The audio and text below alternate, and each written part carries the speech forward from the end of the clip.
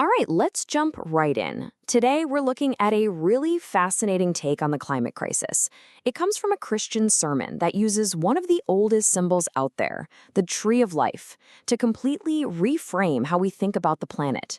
This isn't about charts and graphs. This is about spirit, ethics, and our basic purpose here. And really, it all comes down to this one simple but incredibly deep question. The source material wants us to stop and think, not just about what's happening to the Earth, but to actually look inside and ask ourselves, how are we living on this land? It's a question that pretty much sets the stage for everything we're about to explore.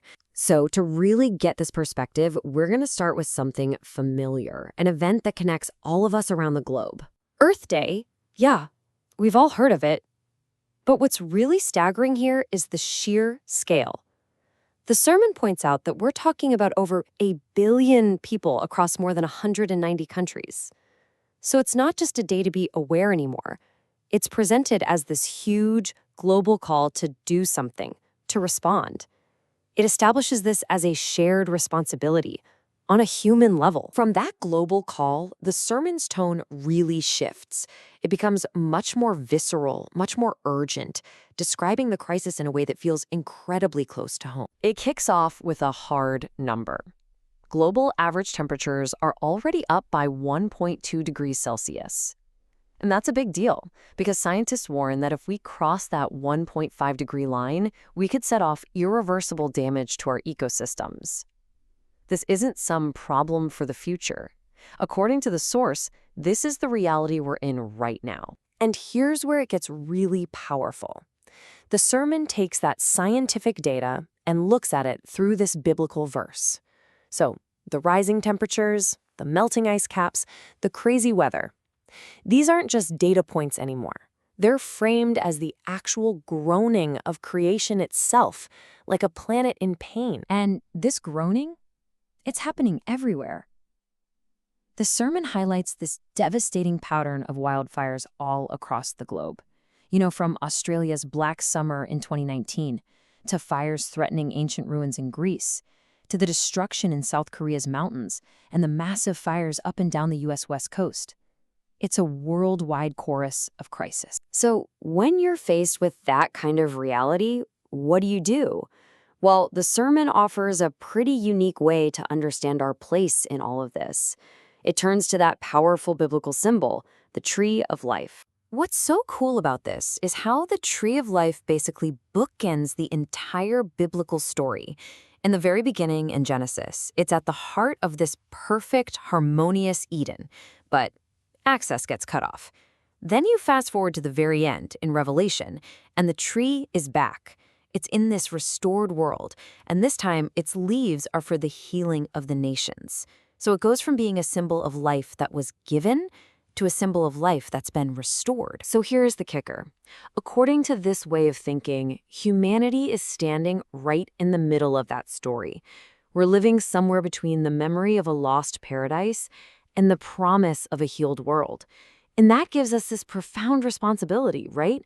To care for the tree of life, which really means the entire web of life on this planet in our time. So how does a big theological idea like that actually turn into action? Well, the sermon makes it clear it's not just about what you do as an individual. It's about community, and it's about justice. The key idea here is called a just transition. The argument is basically this. As we move to a green economy, we have to make absolutely sure that the burdens don't just get dumped on the most vulnerable people. It's an approach that ties environmentalism directly to social fairness, making sure that nobody, especially low-income families, farmers, or workers in dying industries, gets left behind in the shift. And this is not just theory, not at all. The source gives some great, concrete examples of what this actually looks like. We're talking about faith communities opening their doors as climate shelters during dangerous heat waves, putting solar panels on their buildings, creating funds to help people hit hardest by climate disasters, and even rethinking old traditions like funerals to be more eco-friendly. It's all about using community power to make a real, tangible impact. And all of this, it builds up to one final, huge idea. A call for a really fundamental shift in how we see ourselves and what our purpose on this planet even is. What the sermon is really pushing for here is a massive shift in mindset. It's about moving away from what it calls a consumer-centric faith, one that's just focused on my own personal salvation and how I can use the world's resources, and moving toward a life-centric faith. This new perspective sees well-being and salvation as something that includes the entire community of creation: people, animals, ecosystems, the whole shebang. And this final quote from Proverbs just ties it all together perfectly. It suggests that true wisdom and righteousness, they're not just ideas. They actually produce something tangible, a tree of life. In other words, the wisest and most righteous thing a person can do is to act in a way that protects and saves lives, in every sense of the word. And so we end up right back where we started, with a question. But it has so much more weight now, doesn't it?